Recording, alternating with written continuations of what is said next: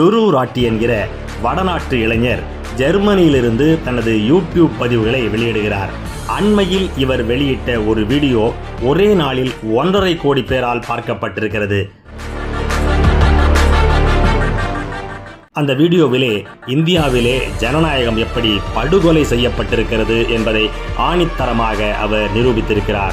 எதிர்க்கட்சிகளை விலைக்கு வாங்குவது, விலைக்கு வர மறுப்பவர்களை சிறையில் தள்ளுவது, அநியாயமாக லஞ்ச ஊழல் புகார்களில் அவர்களை சிக்க வைப்பது, எதிர்க்கும் மாநில அரசுகளுக்கு நிதிகளை தராமல் இருப்பது, எம்எல்ஏக்களை விலைக்கு வாங்குவது, நியாயத்திற்காக குரல் கொடுக்கும் மாநில அரசுகளை ஆளுநரை வைத்து மிரட்டுவது போன்ற அராஜகமான செயல்களை மோடி அரசு செய்து வருவதால் இந்த முறை மோடி தோற்கடிக்கப்பட்டே தீர வேண்டும் என்று அவர் அறைகூவல் விடுத்திருக்கிறார்.